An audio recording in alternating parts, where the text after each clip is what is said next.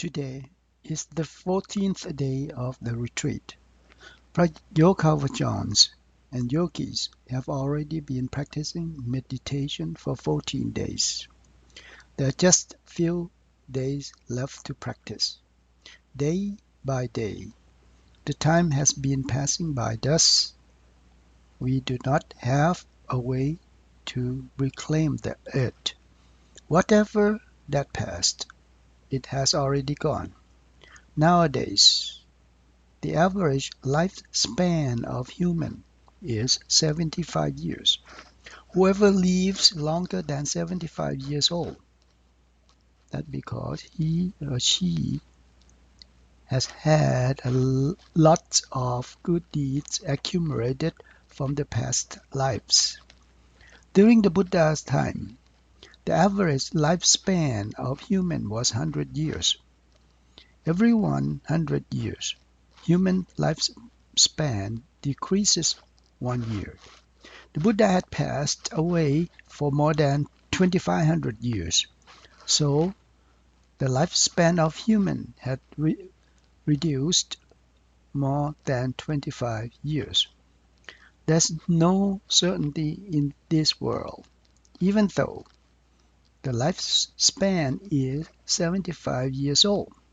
But some of us passed away earlier. Lots of younger ones deceased before the older ones. There's no indicators telling us what will be going on after the practice session today. We are now breathing. We do not even know if there will be a breath out after the breath in later on,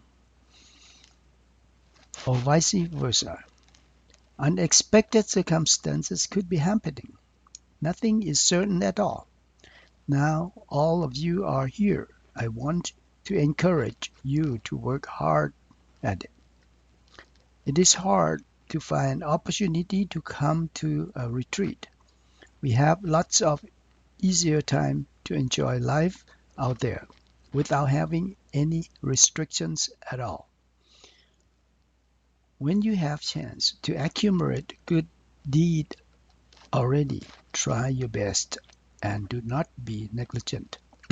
Otherwise, when the time runs out, you would be back to the dreadful situation again. The meditation master have been teaching you all about the practice throughout your stay here, including giving Dharma talks and the conferences. For the time you have left, there are only few more lessons to learn, especially the walking practice, step number 5 and step number 6. You have practiced step number 4 already. They taught you how to contemplate of other issues. The key is everyone has to try to adjust himself or herself to fit with the responsibilities and not the other way around. Some said in the interview that they could not do anything slowly. In fact, that is one of the responsibilities we have. We have been adjusting ourselves to do it slowly. The nature of responsibility is that way, but we hardly think about it. For example, when you consume a hot curry soup, would you do it fast? Not at all. It will splash all over and burn your mouth and face. You'll have to handle it slowly and mindfully. Put it in your mouth. No matter how active person you are, you will have to slow down. When you are here, the only responsibility you have is to observe the body and the mind. You do not have to travel anywhere to find them. Just contemplate your mind of them. Obviously, everyone will be able to do it slowly, but you still do not feel comfortable about it. Since there is no other responsibility you have to do, you will have to ask yourself that why do you have to be in such a hurry? The responsibility you have here requires to be exercised slowly. You will have to adjust yourself accordingly and do not be aggravating over it. I used to give an example about if you are responsible to put thread in through eye of a needle. By its nature, it has to be handled slowly, no matter who exercises on it, such as a child, a grown-up, a monk, a different wealth level, different recognition level, etc. If you are in a hurry and try to put it in fast, it will never work.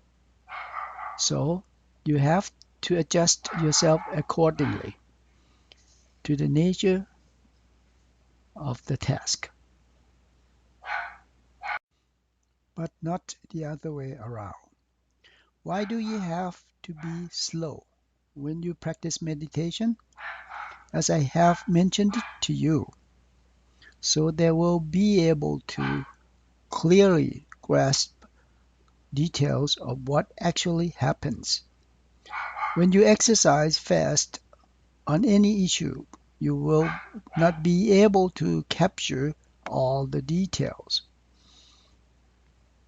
This is a law of nature.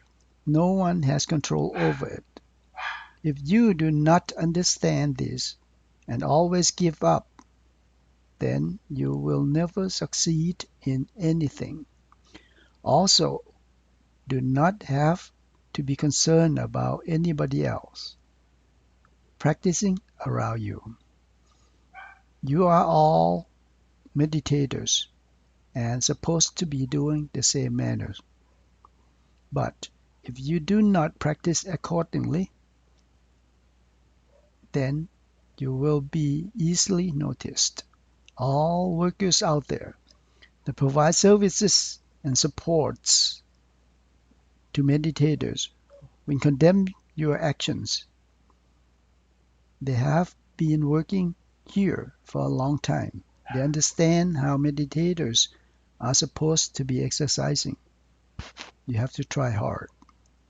You do not have to hurry getting to practice hall in the morning, but it does not mean that you can be relaxed.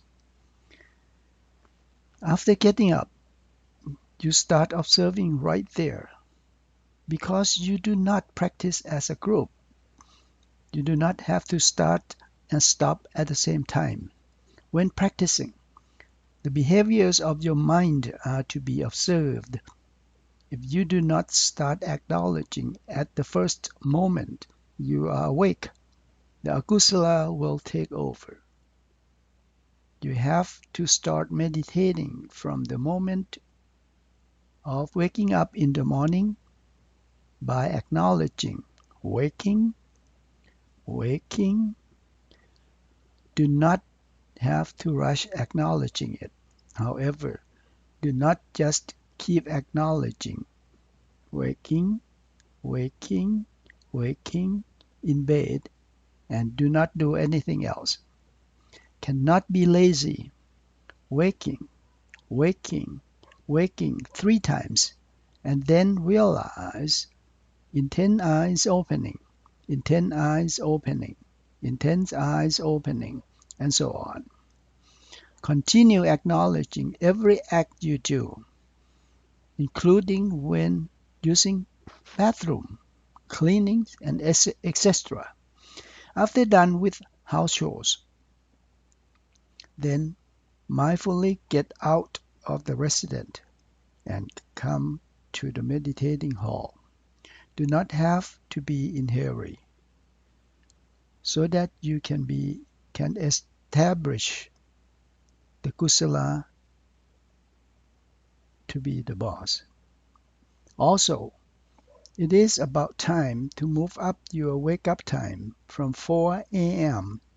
The Buddha stated that 4 hours sleep a night was enough. Most of us have been sleeping 6 hours a night and still not enough.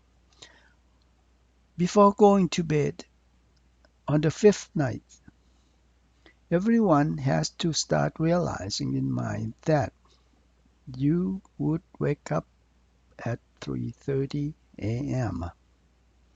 Couple days later, you have to move up again to wake up at 3 a.m. And couple days later, after that, you have to move up again to wake up at 2:30 a.m. and then stop at 2 a.m. That's what the Buddha had affirmed. Do not have to worry too much that you would be tired later in the day. That's what the kilesa has been trying to be a part of this decision making. So while you are here at the retreat, you have to be able to sleep at the suggested numbers of hours. If you want to sleep more, you can do it after you go back to the temple. No one would say anything then. Trying to make up from the sleeping time you have lost during the retreat at Tanang Lenang. You can have a quick noodle meal in the morning and then go back to bed again afterward. Most likely, the kilesa will take over again and majority of you will go back to the same routine as used to. So everybody has to work hard and start acknowledging the actions from the moment you are waking up in the morning. If you do not do it, you allow the akusala getting to you and messing up everything as always. It will affect the way you practice, both walking and sitting. And you may be complaining to each other that you couldn't do well in both walking and sitting. You would not be able to do it well since you had allowed the akusala took over since you woke up. This is similar to when you live in your quarters at the temple. Nowadays, the room have mosquito screens installed at all windows to prevent mosquitoes to come in biting you. But what would happen if you left a screen ajar while you were sleeping? Obviously, the mosquitoes would come in and bite you. You would feel irritating and itching from it. You would not be able to sleep peacefully and woke up every so often. You were sleeping in a well mosquito protected room. How did the mosquitoes come in and bite you? Because you allowed them to come in yourself. After they came in, they wouldn't be passive at all. They would make you felt uncomfortable all the time. It is the same way as when you allow the akusala to emerge. It will mess up the mind behavior. You won't be able to contemplate of anything. You have to prevent the akusala to emerge. No one, not even the Buddha, could help maintaining your mind phenomena. You have to be the one that do it yourself. The Buddha did recommend the way to practice. All the masters here can only give you guidance, following teachings of the Buddha, but cannot help fixing your mind. The mind phenomena is the nama dhamma, cannot be fixed by the rupa dhamma. You cannot engage the mind with a stainless steel container to prevent it from thinking about many other things. You cannot execute it by any means.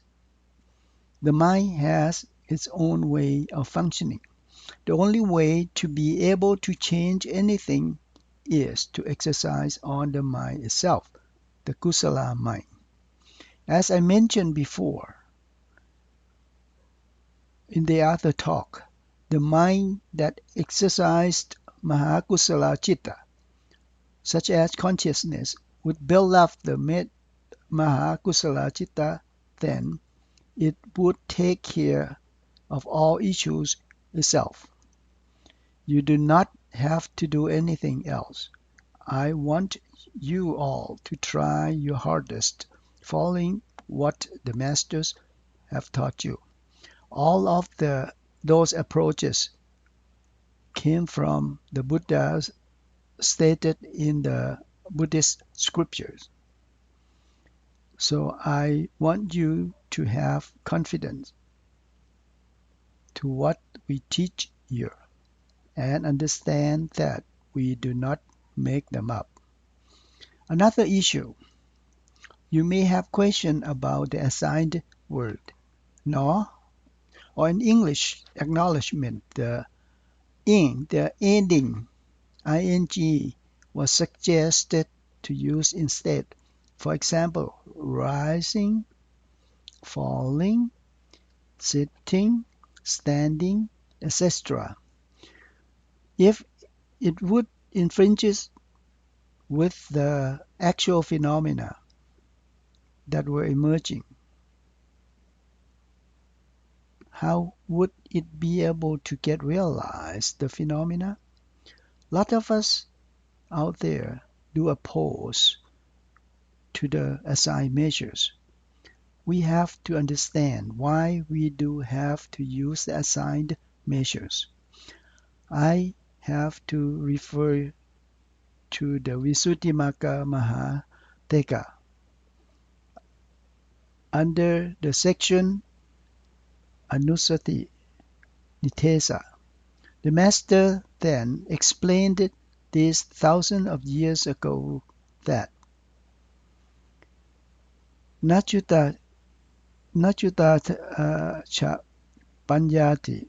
We say now Supavadamo Kayati. It means, do you try to use assigned measures to explain what's stated in the scriptures? The answer is Satyang Kayati. Yes, trying to use assigned measures to explain what are stated in the scripture. Why so? Because normal states of human mind are used to the assumption of assigned measure. Is there anyone never use that from the moment you wake up to the moment you fall asleep? Is there anyone? Do you think you can communicate among yourself out there without using the assigned measures? Definitely not. You might have to use sign language instead, but you do not have to do that in this case because all of you understand the assigned measures. We are familiar with them. That is why we use the assigned measure to help contemplating of the issues while practicing meditation. It is the purpose of facilitating the mind to be attentive to phenomena of the practice. The wordings themselves are not emphasized on. However, the wordings are using to simulate the phenomena of the actions. For example, when the abdomen expands, we acknowledge rising, and when the abdomen contracts, we acknowledge falling. While you practice walking and contemplate of the foot actions by acknowledging right goes thus, left goes thus. Is it possible that at the moment strong craving and strong emotional feelings would emerge?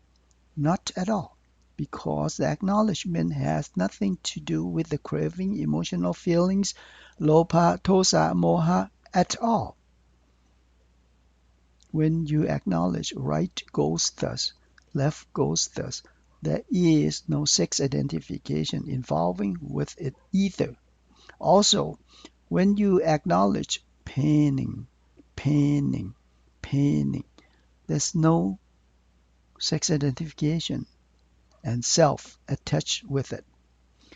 So do not be worried about assigned measures of the acknowledgement that we use. We do not emphasize in the wordings themselves, but the implementation of them. You have to use them correctly. When you are going to apply assigned measures, papa pake pawana watana watamanaya. We implement them at the early stage of the meditation practice. At that stage, the mind does not have enough strength.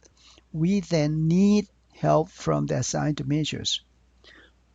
Luang Por Prajak gave an advice that at the early stage of the practice, kept using assigned measures, acknowledging those actions.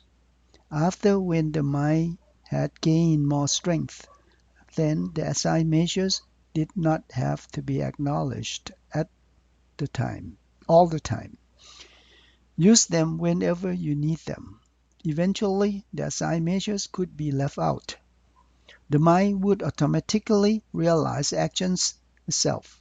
However, if after a while the mind started to be distracted, then acknowledged these using the assigned measures such as right goes thus, left goes thus again. That was one of the approaches that you could use. Obviously, when you are at the early stage of the practice, acknowledging actions by using assigned measures will help a great deal. When do you know that the acknowledgement with assigned measure can be left out? Some of you are afraid of getting caught with the assigned measures, which is not a new issue.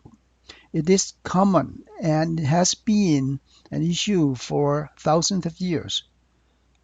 So you have to understand all the reasonings for it, following what have been teaching by the masters. Quote and unquote, the Pali word, a Pali phrase. What it means is, when the mind is at the stage of deeply adhering with the actions, all the acknowledgments using assigned measures will be nullified by themselves. You will not be able to acknowledge like used to, such as right goes thus, left goes thus.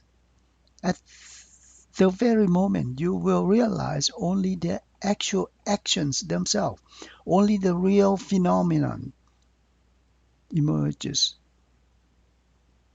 When the real phenomena emerge, the assigned measures recede. Only on the same token, when the assigned measures present, the real phenomena recede. When the real phenomena emerge, the assigned measure recede. But when the assigned measure present, the real phenomena recede. So, do not hesitate to acknowledge using the assigned measures. Also, when practicing samatha kammatthana, anapanasati kammatthana, the breath in and breath out is being observed. Some might have felt the breath touches snout of the nose. Others might have felt at the upper lips or at the edge of the nostril themselves. The concentration of the breath has to be at the immediate outside area of the nostrils, but not to follow it inside. You will concentrate on the short or long inhaling air or inhaling air passing through the nostril. Do not track the air inside. This is also stated in the Visuddhimagga, long or short stroke. One has to be able to realize it all the time. Quote and unquote. And Pali phrase means contemplate at the tip of nostrils for long inhaling. Make known the long inhaling. For the long inhaling, make known the long inhaling, but not track the breathing all the way in and all the way out.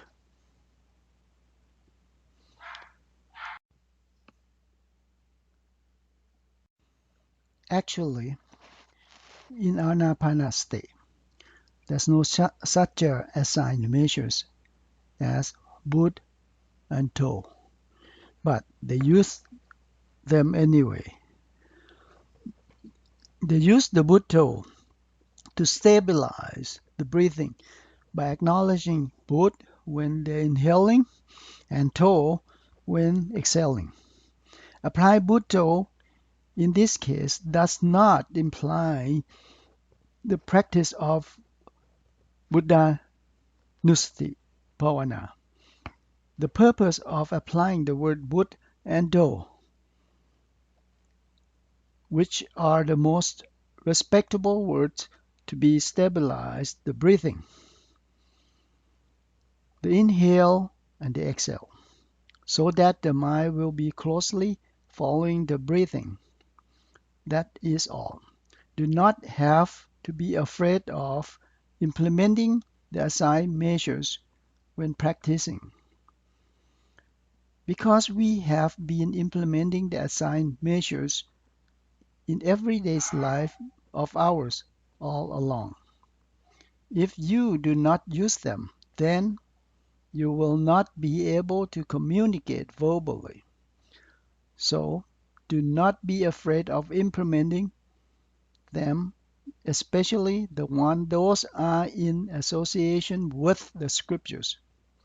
Do not pay attention on the wordings themselves, but we apply the words to represent the real actions. I hope all yogis and yogavajans understand them. When we had Kammatthana initiation on the first day, we talked about how to observe the kaya. We have the body and the mind. When we start practicing, we observe the body first, the rupa. How are we going to observe the rupa?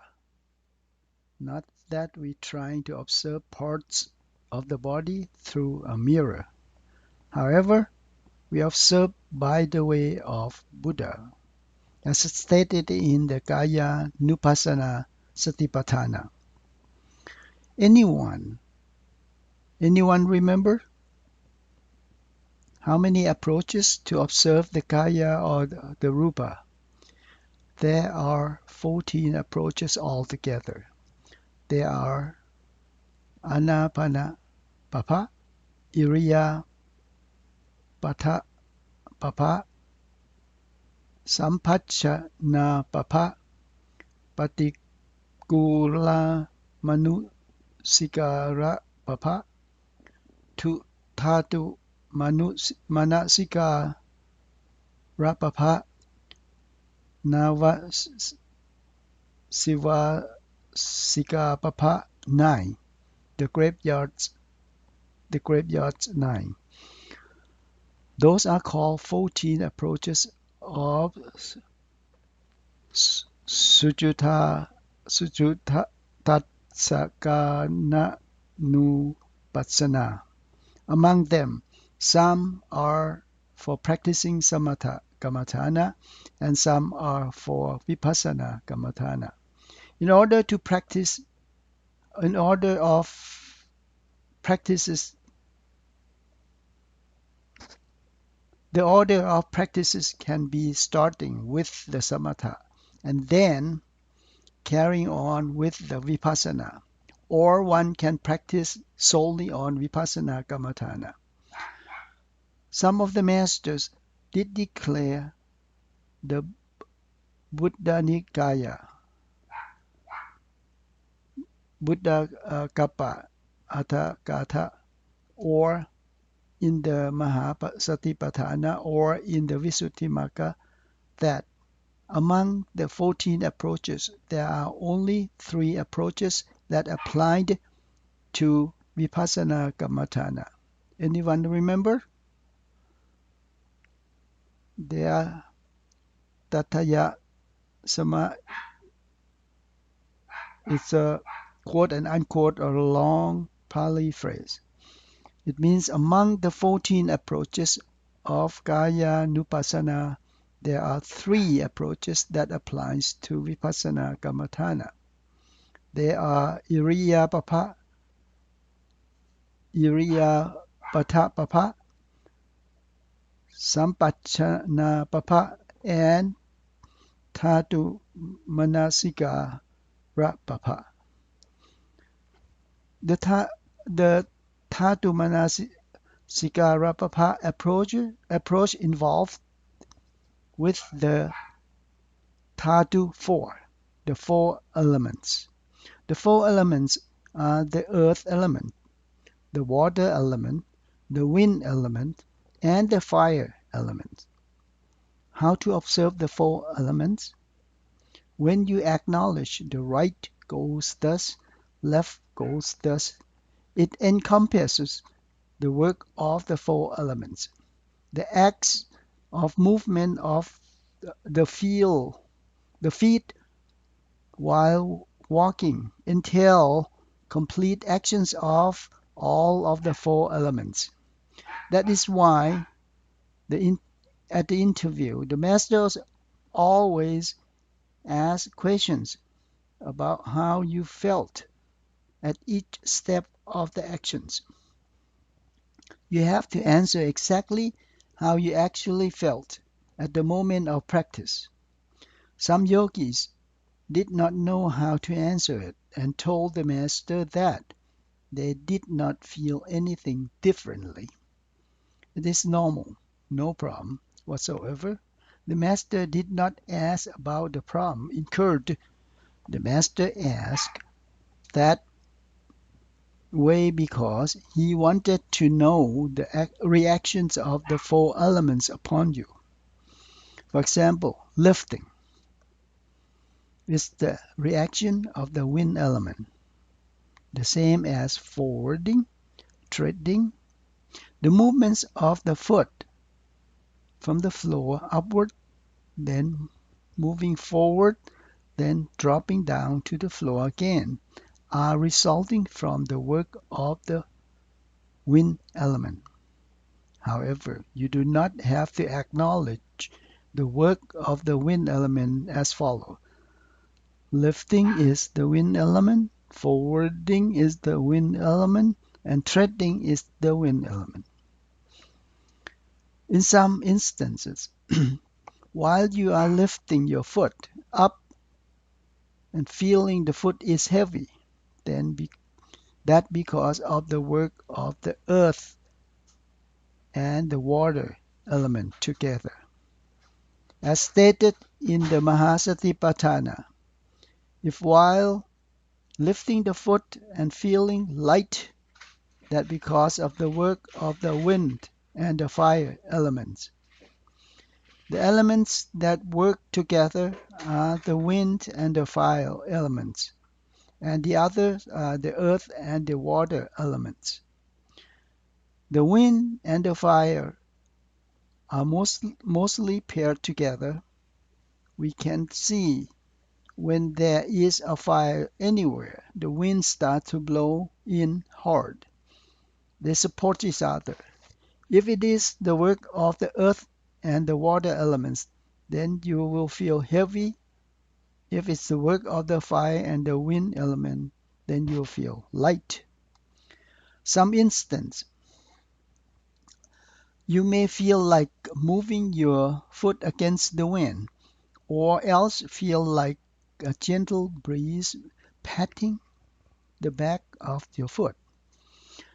When you tread your foot down on the floor, you may feel hard, soft, cold, or warm at the bottom of the foot. The hard or the softness feelings is the work of the earth and the water elements.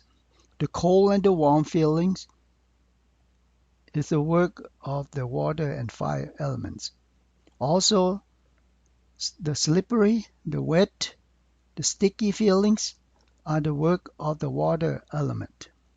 These phenomena are common and most likely to emerge while practicing, especially while you are walking and the mind is very conscious at the actions, then you will be overwhelmed by these occurrences. The master always asks to find out about phenomena during the interview. The work of the earth element is called Kakalakkana. It means a rigid characteristic. In the Abhidhamma study, it is identified as hardness or softness. The soft character is actually being when it is not as hard. So the feeling of hardness or softness at the foot results from the work of the earth element. Sometimes when you tread the foot on the floor, you may feel like stepping on the rough surface with hard gravels all over, but actually nothing is there. Other times you may feel like stepping on a sharp nail and it pokes through the back of the foot, but actually nothing's there. Also sometimes feel like stepping on a floor covering with dust all over. Then you stop and check at your feet and the floor, but nothing is there. Those are the work of the earth element. At some instances, it causes stiffness to the whole leg or even the whole body. You cannot move at all and have to stand still there. It makes you feel like paralyzing for a moment. It can happen when you're sitting too. You may feel like the back of the neck are framed solidly straight up, cannot move at all. Those are the work of the earth element. Some instances you may feel the top half of the body is solidly defined, while the bottom half is normal, or vice versa, or only one arm or one side of the body is stiffened. You do not have to be panicked. or afraid that you will be paralyzed, whenever or wherever it happens, just have to gently acknowledge stiffening, stiffening, stiffening. Do not try to push it away. Continue acknowledging. Eventually, it will ease off and return to normal. Do not have to be panicked. Nothing will be unsafe about the issue. This is another phenomena of the work of the existing earth element, which is the big brother among all elements of the whole body. It is called Maha Bhuta Rupa, the main element and the host of the Apataya Rupa. There are 24 Apataya Rupa all together and 4 Maha Bhuta Rupa, total of 28 Rupa. The Maha Bhuta Rupa is the main Rupa on the body. The Apataya Rupa will not be able to emerge without the Maha Bhuta Rupa. It emerges while practicing, and when the sati and samadhi have gained enough strength, it can emerge either in parts or the whole body. For any posture, standing, sitting, or lying, do not have to be panicked. Just gently acknowledge stiffening, stiffening, stiffening. Eventually, the phenomena will be softened and returned back to normal. That is the work of the earth element. From the earth element, now we move on to the water element. There are 2 types of the water element. Apantana Lakkhana, the type that is in group. Pakala Lakkhana, the type that is fluidic. Apantana Lakkhana has sticky characteristic by nature. When I had a retreat at the UBAT Center number 2, a yogi has his or her own practice quarters.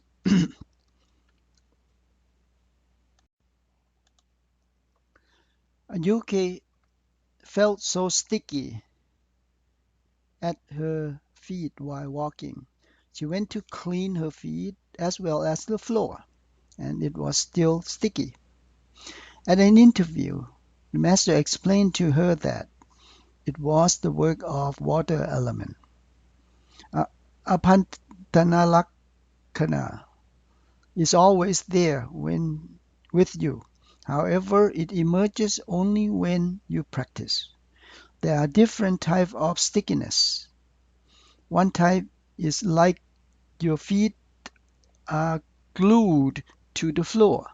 You cannot lift the foot up even you tried. But what you do is just stay still and acknowledge sticking, sticking, sticking. For a while, it will ease off and return back to normal. The other is not as sticky. You will be able to lift your foot up with lots of effort. In this case, do not try to lift your foot up. Just stay still and acknowledge sticking, sticking, sticking. For a while, it will ease off and return back to normal. However, if while you practice and you feel a little sticky here and there, continue with your routine, but be aware of the stickiness when it happens. In the sitting practice, too, you may run into the situation that the hands or the fingers are sticking together. Just keep acknowledge exactly what you feel. Sometimes it is possible that while walking, you may feel like you are stepping on a wet floor or slippery. Actually, there is nothing there on the floor. Those are the work of water element. Other phenomena that can happen while practicing are the feeling like so sweaty, tear runs down, runny nose, drooling. When you came out and find that lots of saliva all over your laps, do not have to feel bad. It's normal. You just have to do laundry afterward, that's all. Sometimes you feel that the sweat runs down all over the body, but when you come out, there's nothing at all. The phenomena is called internal sweating. The external sweating is the normal sweating, and it will be actually wet. Quote and unquote, a paraphrase. It is the work of the water element, such as tears, mucus, pus, etc. If it actually secrete one way or the other, since you have no way of get rid of it, just take it back in. Do not forget to acknowledge all the acts you do. If you swallow it back in, acknowledge it mindfully, swallowing, swallowing, swallowing, etc. These are the work of Apo Dhatu, the water element. I hope you understand it now. Now, we talk about the wind element. As mentioned before, all the movements we do, such as right goes thus, left goes thus, lifting, forwarding, rising, falling, etc. They are the work of wind element. They are called Vittampana Lakkhana. They have the correct characteristics of stiffening or weakening. The weakening means the wind element is getting weak or less stiffening. By nature, it is called the Vittampana Lakkhana. Stiffening is the main characteristic of the work of the wind element. The outcome of the work of the wind element includes the act of movement, stiffening, supporting, pushing, pulling, etc. Within our body, there are 6 different types of the wind actions. Anyone remember? What are they? They are Atthanga Vayo, the upward wind. Atthoga Vayo, the downward wind. Kuchitavayo, the wind inside the stomach. Gota Sayavayo, the wind inside large intestine. Angamang Kanusa Liwayo, the wind spreads all over the body. Asasa Pasavayo, the breath. The circulating of blood in the body, farting, urinating, bowel moving, etc. are the work of the wind element. Some instances, the whole leg is so tied up and you cannot move, similar to when you have the hardening phenomena of the earth element. But this incident is so tense. It is not the same as being paralyzed. Sometimes the whole arm is so tense, or the whole body is so tense and cannot be bent at all. While walking, It is like you have to push your foot against a strong wind. Some instances you cannot place the step on the floor. It is like there's something underneath to hold the foot up. You can visualize as when you're trying to sustain a regular balloon in the air by blowing it up so that it can float on in the air. Or similar to the earth or the sun or the moon, that each is floating in the universe. Those are all the work of the wind element, Vayotadu. I hope you all understand, so do not have to be panicked when they happen. Now, the fire element. There are two forms of the fire element. Siddhatha, Siddhatecho, the coal fire, and Anhatecho, the hot fire. While stepping a foot on the floor for the walking practice, you feel like stepping on a freezing medium. Sometimes you feel so cold throughout the whole body, even though it is in summertime and the outside temperature is so warm. You will feel shriveling all over. In that situation, covering with blankets will not help at all. Some yogis ran into the situation and were thinking that they had fever. Taking paracetamol was not going to help in this case. The cold feeling can be either for the whole body or just a part of the body, depending on condition that is right for the phenomena. For the hot fire situation, when it happens, you can notice the drying up of the skin and feel so hot. Some that do not understand would think they had fever and took paracetamol again. This is not the case at all. From now on, when you feel cold, you have to acknowledge freezing, freezing, freezing. If it is hot, just acknowledge heating, heating, heating. Eventually, it will ease off by itself. Those are the outcomes of the work of the fire element.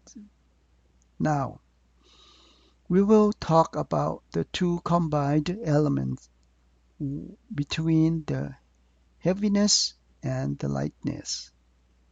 If the Patavi and the Apo elements combine together, the feeling of heaviness will be recognized.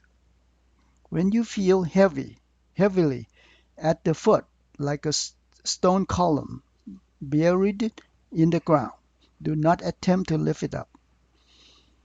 There is no way that you can do that. It can happen so sudden while walking. Another example, while you are sitting and placing your hands together on your lap, suddenly you feel like the hands stuck together like cast iron and weighing down so heavy. Do not be panicked. Just acknowledge heavying, heavying, heavying. Eventually, it will ease off. The same way, when it happens while walking, just standing there and acknowledge heavying, heavying, heavying. After it returns to normal, then continue with the walking. If the foot is heavy and you have hard time lifting it up, do not do the same. Just stand still and acknowledge heavying, heavying, heavying. After it returns to normal, then continue on with the walking. However, if you feel that it's heavy but you still are able to walk, then just realize it in your mind that is heavy. Do not have to stop and acknowledge it. Those are the outcomes of the work of elements that can emerge while practicing. What would you get out of the acknowledging of the work of the elements?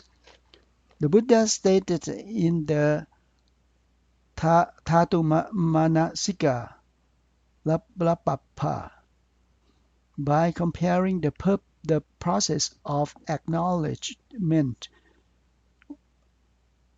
with butchers. When the butchers still raise cows so that they are healthy before slaughtered them, what do you see them as? They are still cows. When the butchers take them to the slaughterhouse, what do you see them as? They are still cows. When the cows are hung up before they slaughter them, they are still cows. It is horrible to see the cows are slaughtered, but the meat is very good. I can tell you a story when I was in Burma studying. There was a pig slaughterhouse next to the temple. You could hear the crying of the pigs there. Novices were always complaining about the dreadful crying. However, they said to me that the meat was very good. One time, at Wat Upayalama at Mandalay in Burma, where I was studying, a pig got loose and ran into the temple. The abbot had to collect money from monks buying them to save his life and kept him there. He was living happily there and very healthy because he always ate monks' leftover. He was very big that novices could easily ride on his back. When they were fighting among dogs from different sections of the temple, he always did a good job breaking them up by running hard straight into between them. Most dogs were afraid of him because he was very big. He was like a peacekeeper there. He died a long time ago, but no one wanted to eat his meat. They had to bury him. Now, when they start slitting the cow throat, is it still a cow? Yes, it is. After the cow is slaughtered, each part is cut up and separated into pieces, such as skin, meat, internal organs, bones, etc. Is it still a cow at the moment? Not at all. Quote and unquote. A paraphrase. If we take the beef and sell at a crossroad, what do they sell? A cow? Not at all.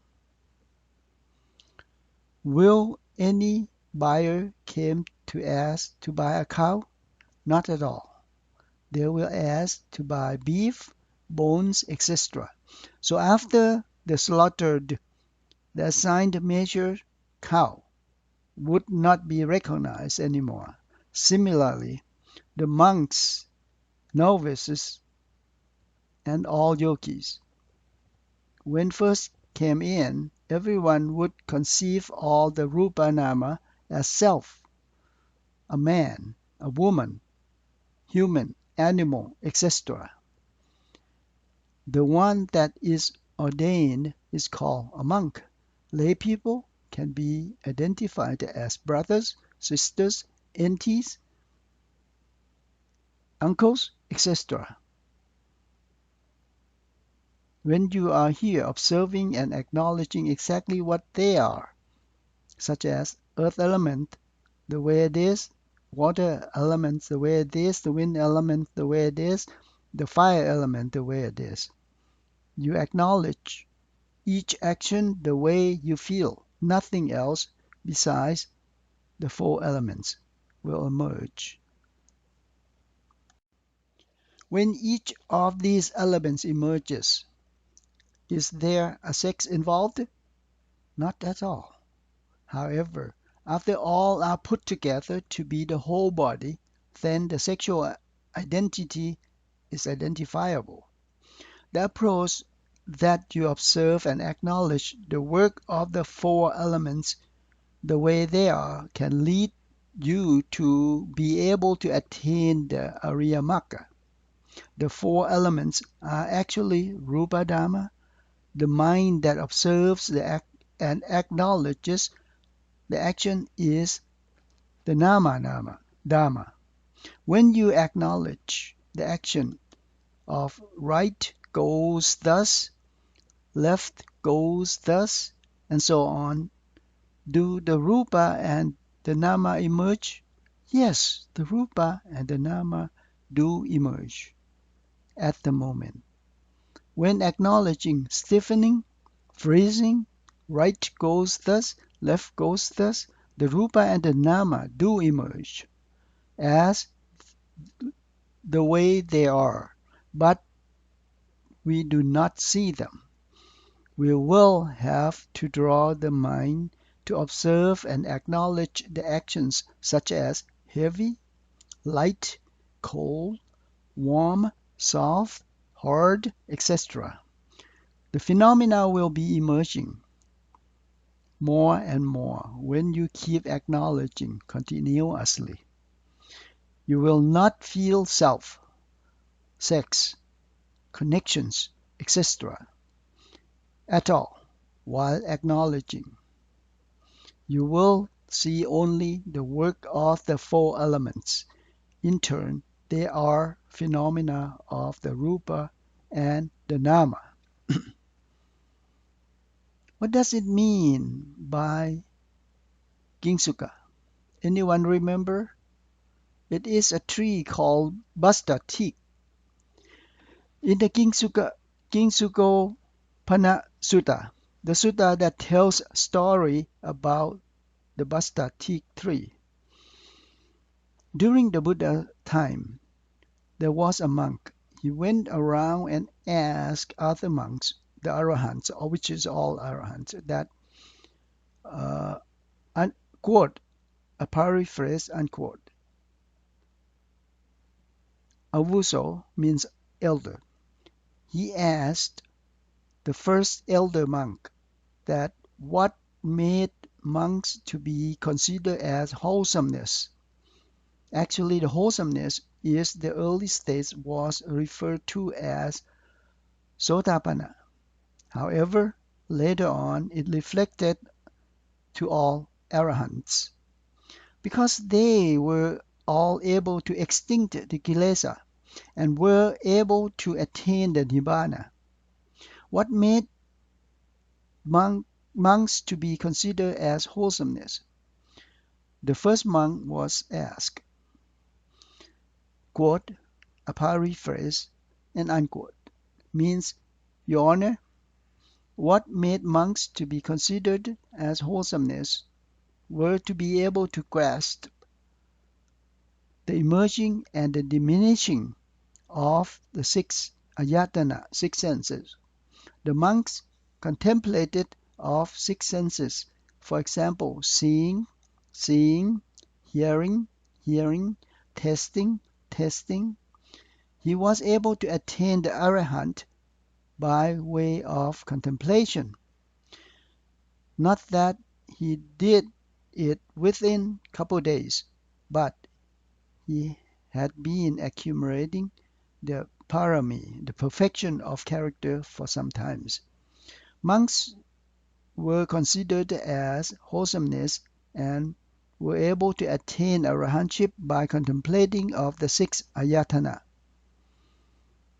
They were able to grasp the emerging and diminishing of the six ayatana.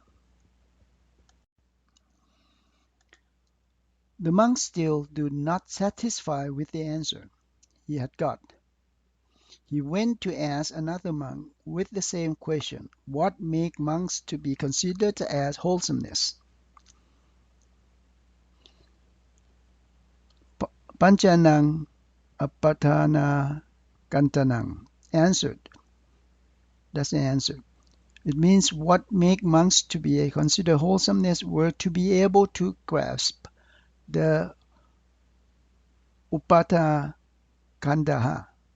The monk attained the arahantship by the way of contemplating of upatana kandaha. And another monk's answer, Chatunang Mahaputanang. This monk attained the arahantship by the way of contemplating of Mahapatirupa 4. The Mahapatirupa 4 that we all acknowledge. The Buddha stated in the Sankayutta Nikaya Salayatana Sangyut Asivisana Gingmopana Sutta or Ging Sukopana Sutta. The monk still did not satisfy with the answers he had gotten. He went to ask the last monk the same question, what made monks to be considered as wholesomeness? Quote, a paraphrase, unquote. That was the answer. It means by nature, anything at all will emerge and then will go away. The monk heard and still did not satisfy with the answer. In fact, he did not satisfy with answers from all four arahants. He then went to see the Buddha and told him what answers he had gotten from the monks. The Buddha did not say anything to him right away.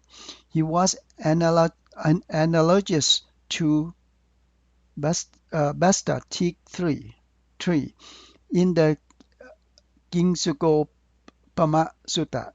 A man who didn't know what Basta Teak 3 looked like and went to ask another man, Sir, do you know what the Basta Teak 3 looks like? Quote unquote. The man has seen the tree before when the leaves were all shredded. He saw a dark trunk with the stripped branches. He said the Basta Teak tree was like a tree that was burnt by fire. The man was not that happy with the answer. He went on to ask another man with the same question. The second man answered, the tree looked like pieces of beef. They were red all over. He saw the tree while the flowers were blooming. The man still was not happy with the answer and went on to ask the third person. The answer was, they were all big trees and had big, long, and flat pots, like the pots of zook trees or sriracha trees. The man still was not happy with the answer and went on to ask the fourth person. The answer was, the trees had thick clusters of young and old leaves. They were similar to the banyan trees. So, the man had gotten different answers from different people he asked. The Buddha said all of them were right because they described from what they saw at different time frame. Whatever one experienced while practicing meditation until attain the arahantship could be different from one to the others at different circumstances. Each of them expressed one's own experiences. Has anyone here attained the arahantship? No one can give the answer. The point is, do not overlook at whatever you have been trying to contemplate of. Even simple acknowledgments you have been trying, such as right goes thus, left goes thus, and experiencing the work of the four elements, in which can lead you to be able to attain Ariyamaka. Do not overlook anything while practicing. They are all extraordinary. You have to seriously be attentive to what you do. Acknowledge the issue over and over and never get tired of them. Every morning, acknowledge waking, waking, waking, nothing else more. You have been practicing for a few days, and some of you must be feeling tired of acknowledging already. If you feel bored and of observing the rupa and the nama, then what else are you going to observe?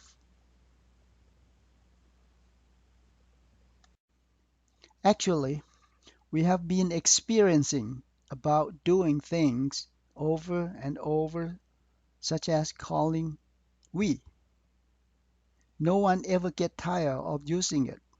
However, when we start doing something else out of the routine, we always feeling bored of it. In fact, it is not because of repetitiveness of it, but it is because the kilesa does not like it. So I want you to try to accumulate this type of action as much as you can, nothing else. We have been attaching to the self for too long already. As I have always mentioned it here during the interview, while practicing, you have to try, quote, to be able to eradicate something from their existence and to be able to create something from their non-existence, unquote. Does it sound confusing? To be able to eradicate something from their existence and to be able to create something from their non-existence. To be able to eradicate something from existence means to get rid of self, the state of being, we, they, man, woman, etc. To be able to make it happen.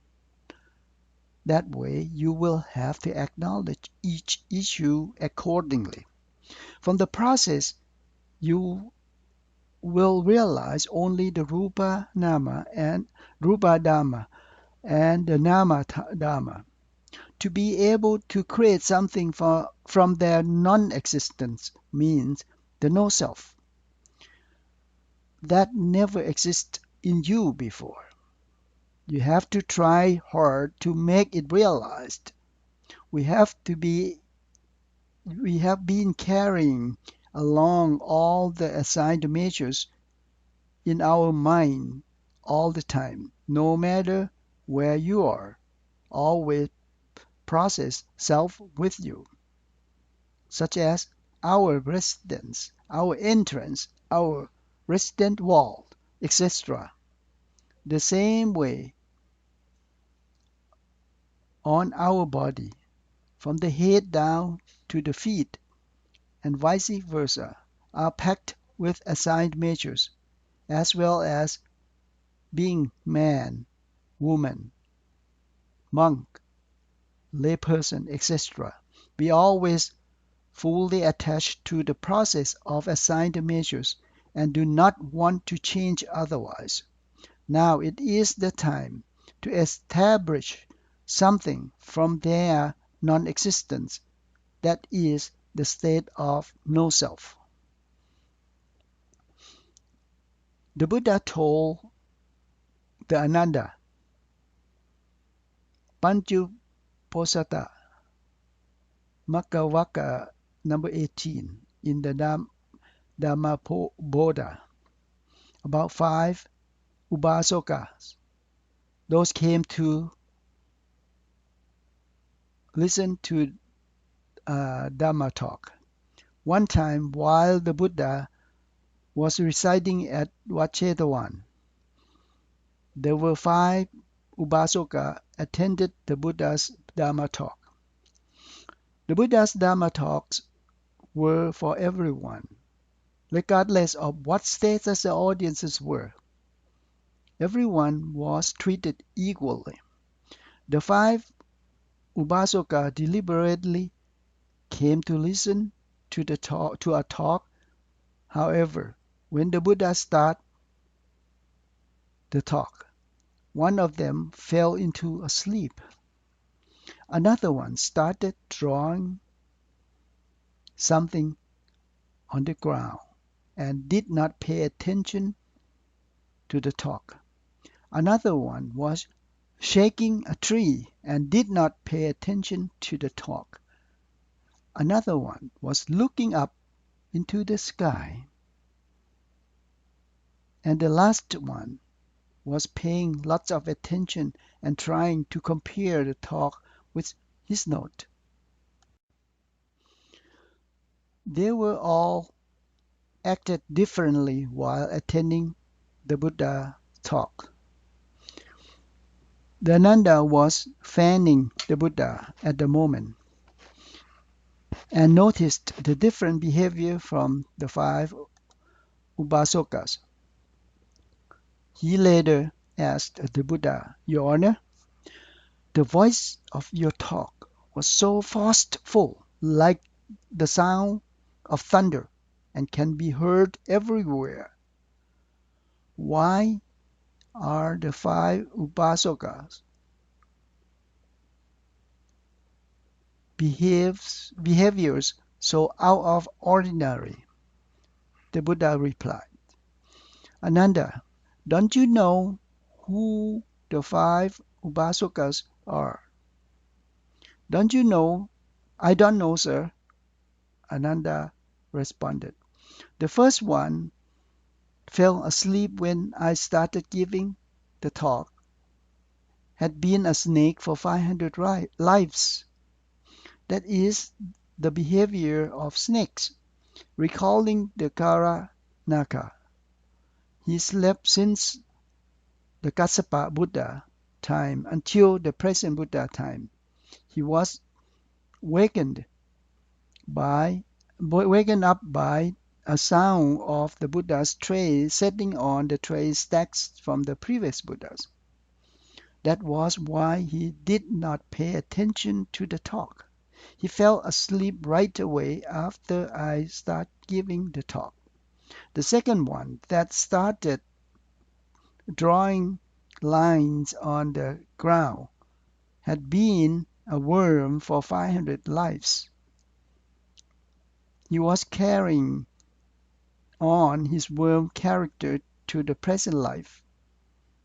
The third one that was shaking a tree had been a monkey for 500 lives. If you can recall the Sariputta, he was the Buddha's right-hand disciple. He sometimes unveiled the monkey behavior of his too. He jumped across a ravine at one time.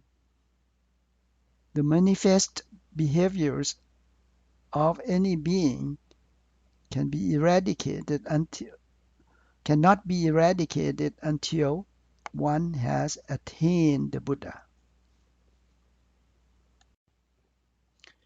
Another good example about พระปริณฑวัชชะ an arahant. He always started his conversation with the phrase Vasala. It means disgraceful person. He used the phrase with all monks and novices such as disgraceful person, where are you going? Disgraceful person, what are you doing? etc.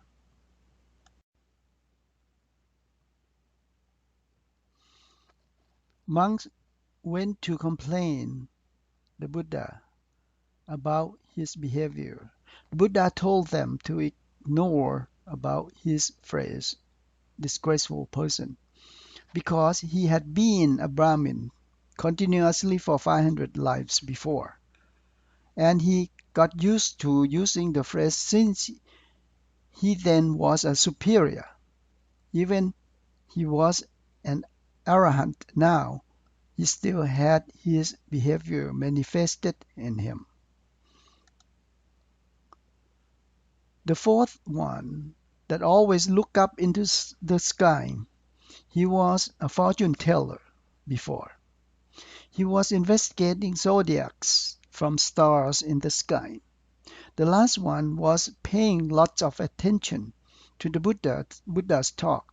He had been also a Brahmin for 500 lives and loved to study.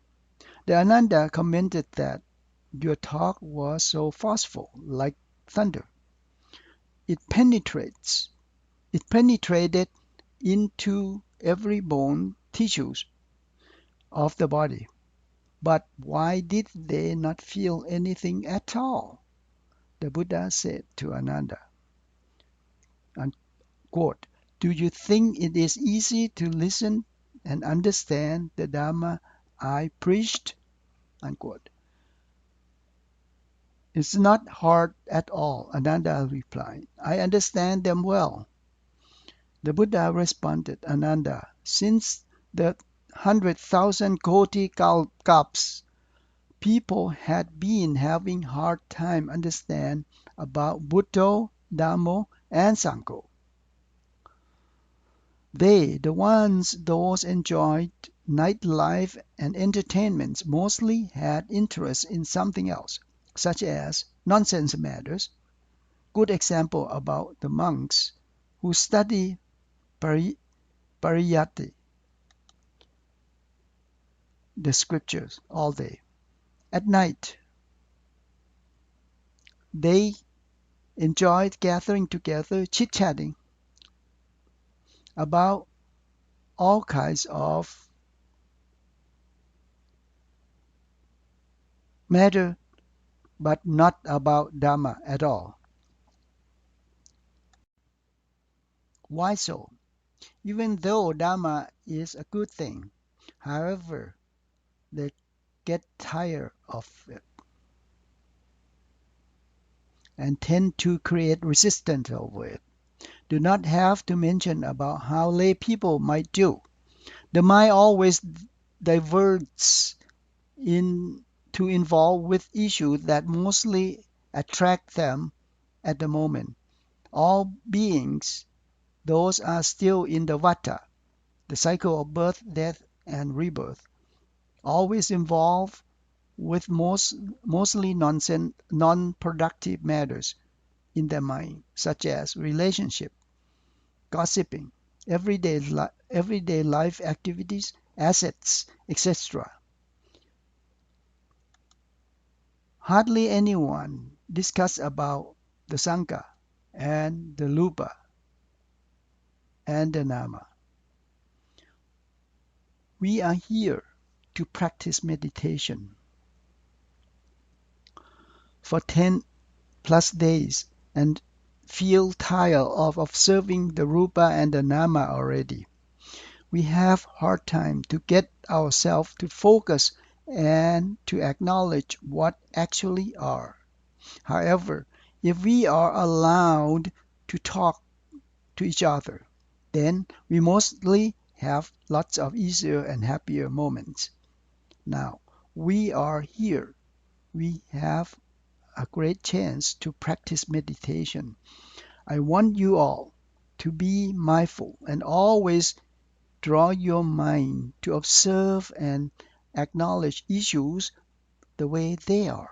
Do not have to force it.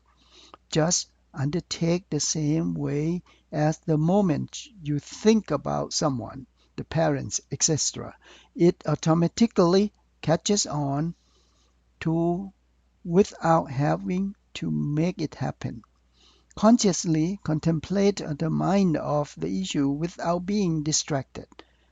If and when you feel bored, try to remind yourself that we have been accumulating all the non-positive matters in the mind for all this time.